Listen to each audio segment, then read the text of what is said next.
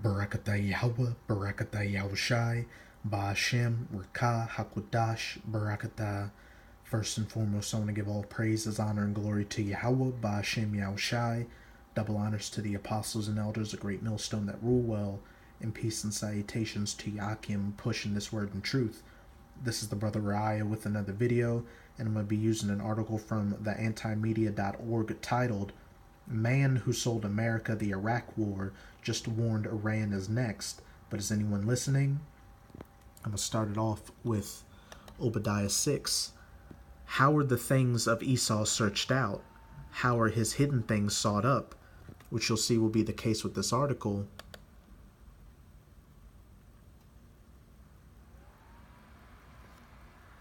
"15 years after the calamitous U.S. invasion of Iraq, an architect of the propaganda used to drum up support for the war is warning that it's happening again, this time with Iran.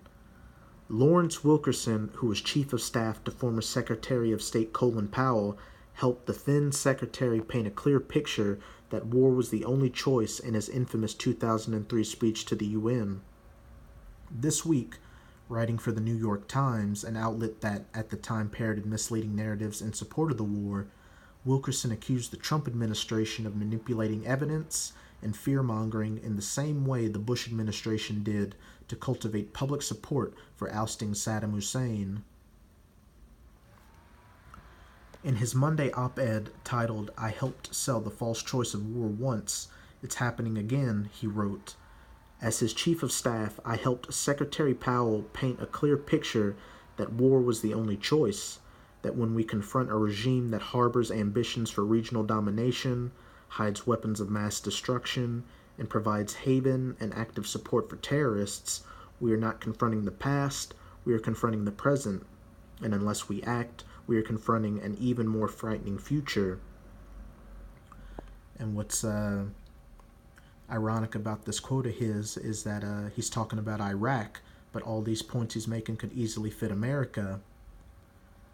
Though the UN and much of the world didn't buy it, Wilkerson says Americans did, and it amounted to the culmination of a 2-year effort by the Bush administration to initiate the war, which he now condemns. And this brings me to Daniel 8:25. "And through his policy also he shall cause craft to prosper in his hand," such as the deceit that was used to convince people to go to war with Iraq.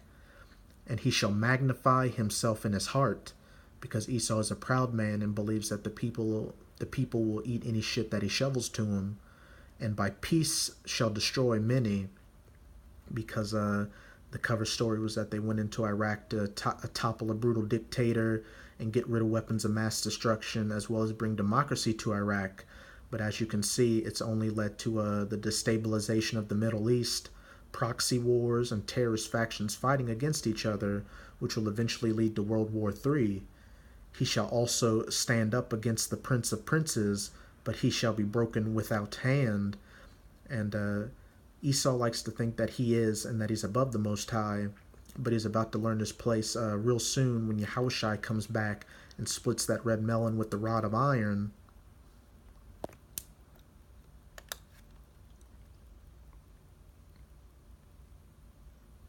That effort led to a war of choice with Iraq, one that resulted in catastrophic losses for the region and the United States-led coalition, and that destabilized the entire Middle East.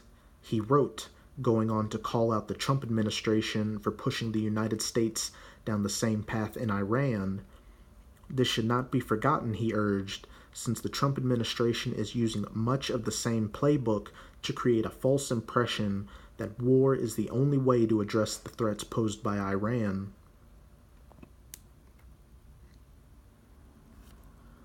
Wilkerson signaled out Nikki Haley, the U.S. ambassador to the United Nations, for her recent saber-rattling against Iran.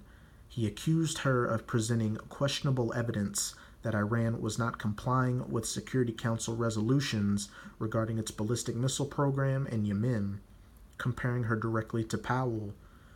Just like Mr. Powell, Ms. Haley showed satellite images and other physical evidence available only to the United States intelligence community to prove her case, but the evidence fell significantly short.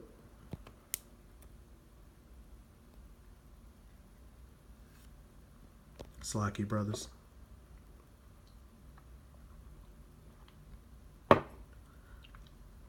Wilkerson accused Haley's claims about Iran of essentially mirroring Powell's claims about Iraq, also warning that war with Iran will be very different. It is a country of almost 80 million people whose vast strategic depth and difficult terrain make it a far greater challenge than Iraq, and it would be 10 to 15 times worse than the Iraq War in terms of casualties and costs, he cautioned, still asserting that countries like China, Russia, and North Korea pose a far more formidable challenge to America than Iran does. The former chief of staff to Powell further criticized the Trump administration, citing its national security strategy, which claims, the longer we ignore threats from countries determined to proliferate and develop weapons of mass destruction, the worse such threats become, and the fewer defensive options we have. The Bush-Cheney team could not have said it better as it contemplated invading Iraq, Wilkerson wrote, going on to call out not just Haley and the Trump administration, but also the executive branch in general, Congress, and the media. Slovakia. And with this Lawrence Wilkerson calling out all these people, it's a fulfillment of Psalm 64 and 8. So they shall make their own tongue to fall upon themselves. All that see them shall flee away. And as you can see with a lot of the news coming out recently, that it's Esau exposing Esau, just like in this article with this Edomite exposing his fellow Edomites' plans to go to war with Iran, which are the same plans they used to foment war against Iraq.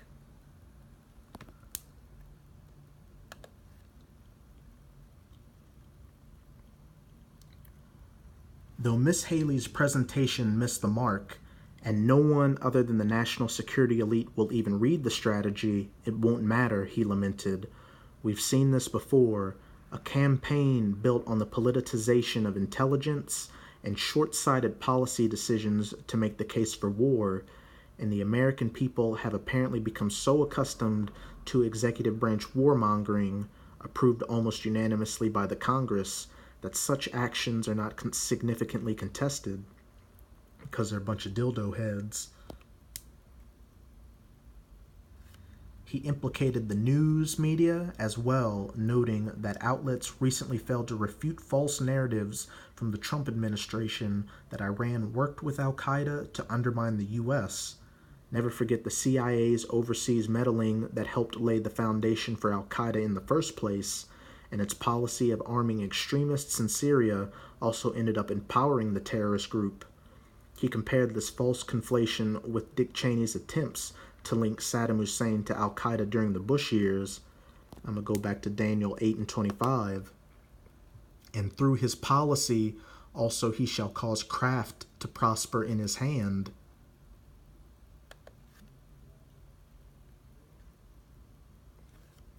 Nevertheless, Wilkerson wrote, today the analysts claiming close ties between al-Qaeda and Iran come from the Foundation for Defense of Democracies, which vehemently opposes the Iran nuclear deal and unabashedly calls for regime change in Iran. He went on to list the variety of ways the Trump administration is drumming up unfounded support for war against Iran.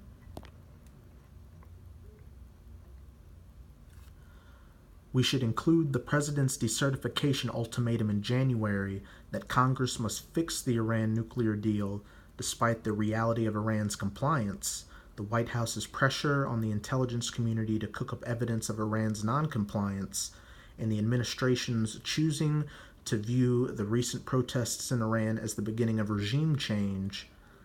Like the Bush administration before, these seemingly disconnected events serve to create a narrative in which war with Iran is the only viable policy. Considering Iran has long been a crown jewel in the U.S. hegemonic efforts, which you can read more about in the Brookings Institute document, Which Path to Persia, it should be no surprise that the Trump administration isn't budging on its plans to intervene. Wilkerson, however, knows far better than most the dangers of pushing unsubstantiated claims to advocate war. He warned, "As I look back at our lockstep march towards war with Iraq, I realized that it didn't seem to matter to us that we used shoddy or cherry-picked intelligence, that it was unrealistic to argue that the war would pay for itself rather than cost trillions of dollars, that we might be hopelessly naive in thinking that the war would have led to democracy instead of pushing the region into a downward spiral." And this is all bullshit because they knew exactly what they were doing with starting the war with Iraq. This is just more of the devil's lies. And now I'm going to close it off with a few scriptures. Jeremiah 49:10, but I have made Esau bare. I have uncovered his secret places, and he shall not be able to hide himself. His seed is spoiled, and his brethren and his neighbors, and he is not. And as you can see with this article and just what's coming out in the news, that the Most High is definitely making Esau bare and uncovering his secret places. And anybody with an internet connection can find pretty much anything they want to, pretty much find out anything they want to about Esau's plans. And now I'm going to close it out on Proverbs 19:9. A false witness shall not be unpunished, and he that speaketh lies shall perish. And since Esau is the master of lies, he shall definitely not go unpunished and will perish during and after that 1,000 years of hardcore bondage, when he will eventually be eradicated off the face of the earth. So with this video, I hope you brothers were edified, and until next time, Shalom.